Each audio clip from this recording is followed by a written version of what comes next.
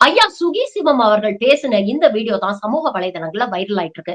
ஆளுநரையும் குடியரசுத் தலைவரையும் போட்டு பொளந்து கட்டியிருக்கிறாரு. நீங்க சாமி கும்பிடுறதுக்கு 100 கோடி செலவு, அது நாங்க ஏத்துக்கணுமா?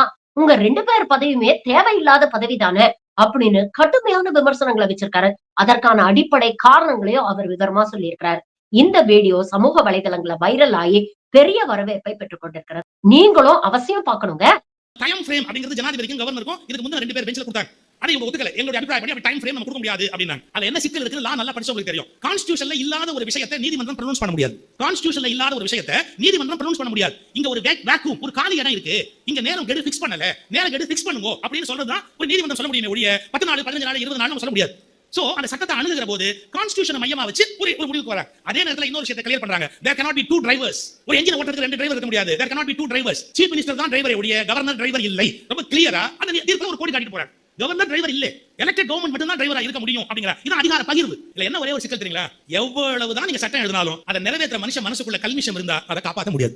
எத்தனை வேணா அரங்களை கொண்டு வரலாம். ஆனா நிறைவேற்ற மனசுக்குள்ள கல்மிஷத்தோட இருந்தான்னா நீங்க எப்படி ஒரு தர்மத்தை நிலைநாட்ட முடியும்? அப்ப நிறைவேற்ற மனுஷன் தூய்மை இருக்கணும். இன்னும் சரியா சொல்லட்டுமா, நம்முடைய அரசமைப்பு சட்டத்தை வடிவமைத்தவர்கள் இவ்வளவு மோசமானவர்கள் எல்லாம் உயர்ந்த பதவிகளுக்கு வருவார்கள் என்று அப்போது நினைத்து பார்க்கவில்லை. நான் உண்மை இதை சொல்றது நான் கொஞ்சம் கூட வெட்கப்படவே இல்லை. நம்முடைய அரசமைப்பு சட்டத்தை உருவாக்கியவர்கள் இவ்வளவு மோசமானவர்கள் எல்லாம் இந்த இடங்களில் வந்து உட்காருவார்கள் என்று அவர்கள் கனவிலும் நினைக்கவில்லை.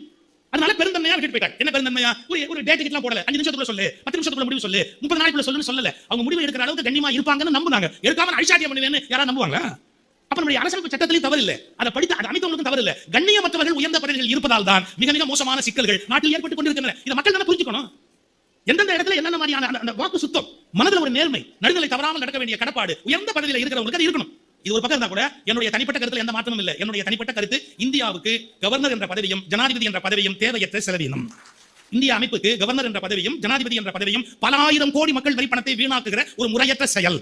அந்த அபிப்பிராயத்தை மாத்திக்க தயாராகவே இல்லை. நபர்களுக்காக நான் இதை சொல்லல. நான் வந்து அந்த கான்செப்ட் வச்சு சொல்றேன். பிரிட்டிஷ்காரர்கள் ஆண்டபோது நமக்கு கவர்னர்கள் இருந்ததில் நியாயம் இருந்தது. நம்மை வேவு பார்ப்பதற்காக அவர்கள் கவர்னர்களை வைத்தார்கள். ஆனால் ஜனநாயக நாட்டில் நம்மை வேவு பார்ப்பதற்கு இன்னொருவன் வேண்டியது இல்லை. நாம் சுதந்திர மனிதர்கள். இன்னும் கவர்னர் என்ற பதவி நீடிப்பது என்பது நம்முடைய அவமானத்தின் அடையாளம். ஒரே வார்த்தை, அந்த பதவி நீடிப்பது அவமானத்தின் அடையாளம். நான் தனி மனிதர்களை விமர்சிக்கவில்லை. அந்த பதவியே பெரும் சுமை, தேவையற்ற ஒரு ஜனாதிபதி பொறுத்தா ஒரு பிளான். எவ்வளவு பாதுகாப்பு தெரியுங்களா? 200 கோடி 300 கோடி சபரிமலைக்கு வந்து சாமி கும்பிட்டாங்கன்னு வச்சுங்க. எத்தனை கோடி செலவு பண்ண தெரியுமா? நீங்க நானும் செலவு பண்ண முடியுமா? 100 கோடி ரூபாய் செலவு இல்லாம ஜனாதிபதி சாமி கும்பிட முடியாது உங்களுக்கு? அப்படி சாமி கும்பிட வேண்டியிருக்கா? நான் கேட்கிறேன். 100 கோடி ரூபாய் செலவு பண்ணி ஒரு ஒத்தாள் போய் சாமி கும்பிட வேண்டியிருக்கா? யார் வரி பணம்? யாருடைய பணம்? யாரும் கேட்கறது இல்ல. அதே நேரத்தில் நான் சொல்றேன், தேர்ந்தெடுக்கப்பட்ட பிரதமர் நான் சொல்லல. பிரதமர் பாதுகாக்கப்பட வேண்டியவர், மக்களால் தேர்ந்தெடுக்கப்படுகிறவர். அவருக்கு ராணுவம் பாதுகாப்பு கொடுப்பதில் இருக்கிற நியாயம் ஜனாதிபதிக்கு செலவு செய்வதில் இல்லை என்பதை தயவு செய்து புரிந்து கொள்ள வேண்டும்.